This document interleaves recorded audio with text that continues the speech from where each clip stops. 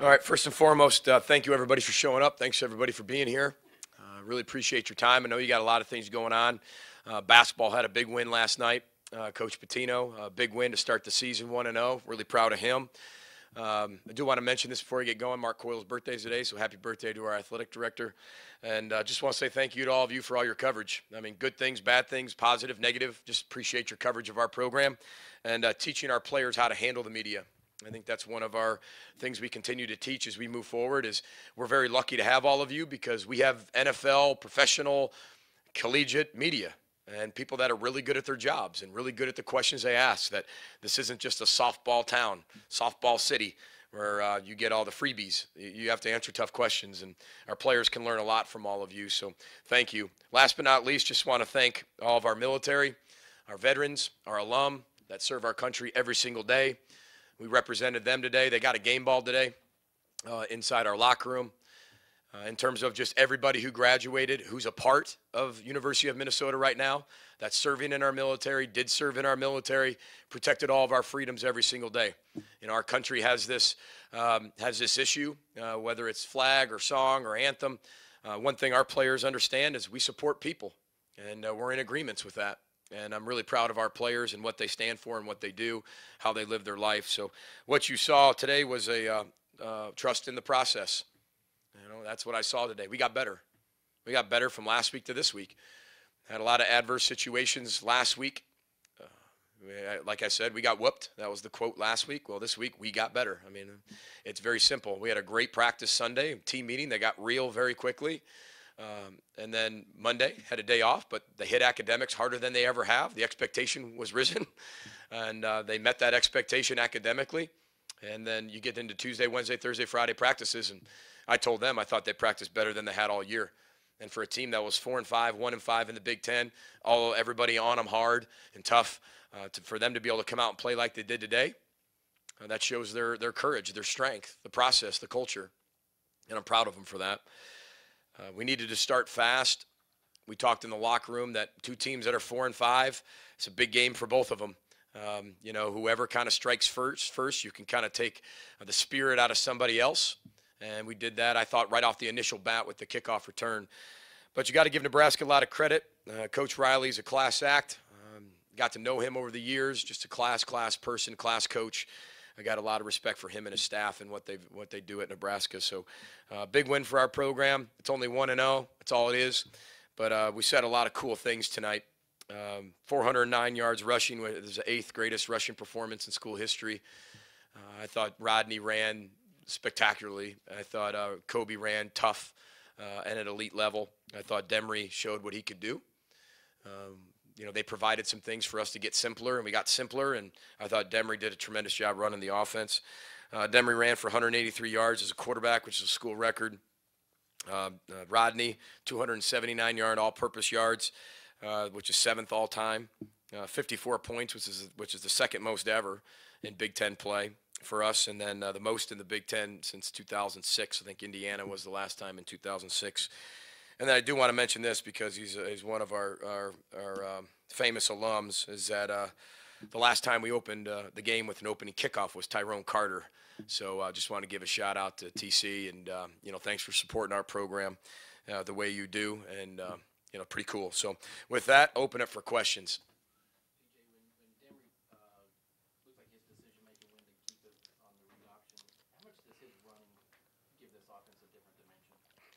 Well, it definitely helps, you know, and I think that's what we've always wanted when we kind of moved to him to play. But, you know, when you haven't done it before, it's not just go out there and run. You know, there's certain things you have to read, diagnose, key. I thought he did a great job deciding when to pull it and deciding when not to pull it. And I think that's where the growth has come from. Not just, oh, we ran Demery more today. There wasn't any designed quarterback powers and counters. We don't do that. But the decision of him being able to pull it, he made those decisions. Weeks in past, he didn't make those decisions as well. So it just shows, as I've said before in coming weeks, you asked me about Demery's performance, I say he's getting better. These are the things he's getting better at, running the offense, making the offense his, people rallying around him. and him leading out in front instead of from behind. He's becoming a lot, has a bigger voice. And again, I'm proud of his performance today. And you saw a lot leadership-wise, saw a lot skill set, decision-making, ball accuracy. And I know whatever his stats were, I think he was, let's see, 9 of 15, but two are throwaways, 2 are drops. I thought he played really, really well. You know, I thought he played at a high level of expectation of how he needs to play every week.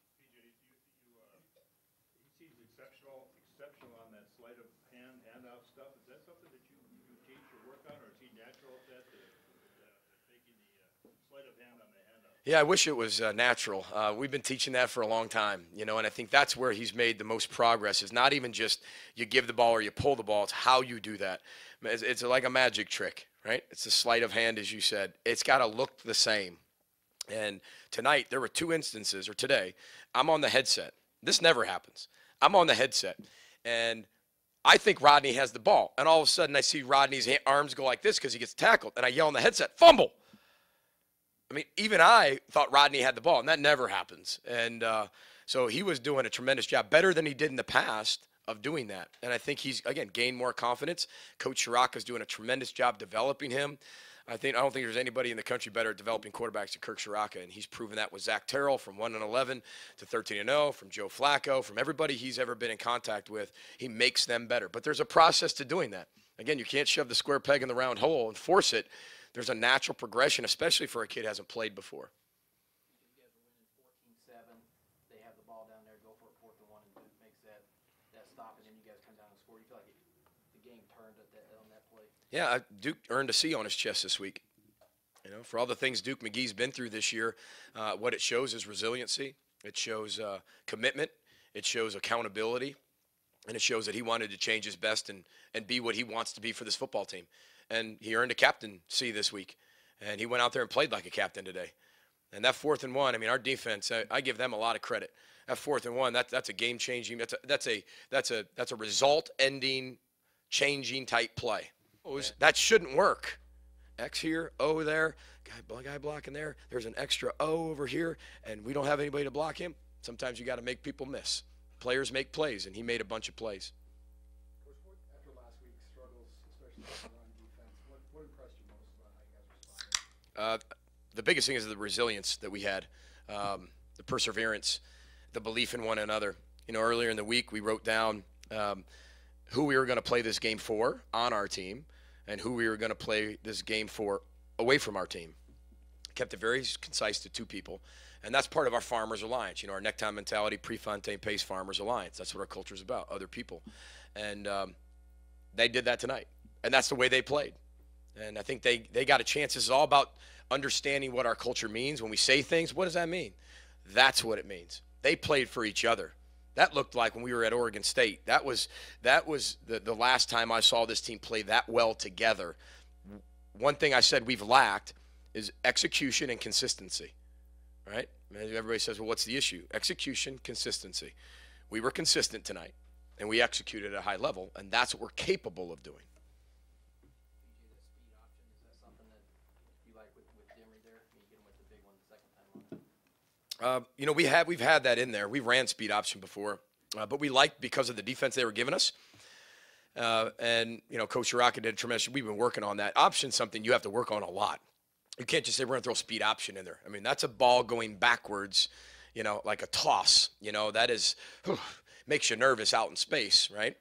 But I thought they executed it perfectly. But it was based on the defensive fronts we were getting that we knew we could keep that defensive end in a bind because we knew that Donnell could get up to the frontside backer, and he did a nice job of that. Thought Donnell played really well, too, as well as all of our O-line. They pass protect tremendously.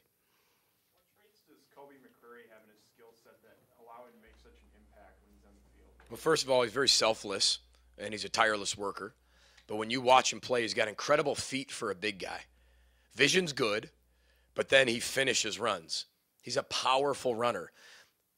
Sometimes when you're a big running back, everybody sees big running back and thinks you should be tough, strong, fast, and all that.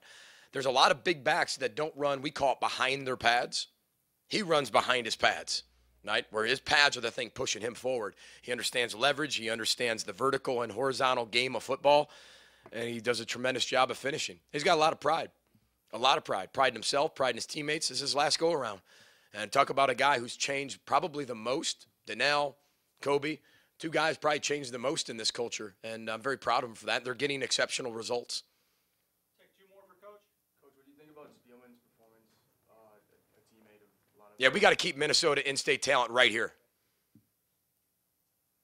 Is that good enough?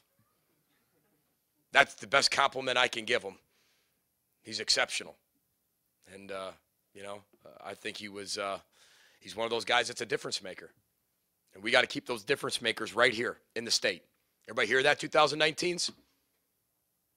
All your neighbors, hear that? Keep them right here. Why do you have to go anywhere else? Keep them here. If we keep them here, we'll do exactly what we said we're going to do. If you let them leave, well, then we'll just keep doing what we've done. Keep them right here. Neighbors, friends, family, keep them right here. Nobody in particular. Just thought I'd throw that out there. Because it takes all of us. I've said that it takes all of us. It's not just me as a recruiter. It's how we perceive, how we talk about, how we conversate about our football program. Where are we going? It's the positivity of that. It's the vision. It's down the road. What's happening? Man, this is exciting. You want to be a part of this. Because when this thing hits, when you're here, holy cow. Or we can say, yeah, we're going to give it a few years. I'd go there. You never know what's going to happen there. I know what's going to happen here. Maybe you don't. I know what's going to happen here. Sorry, you asked. He is exceptional. You said Duke earned a captain spot. Is that something you rotate week to week? Week to week, yep.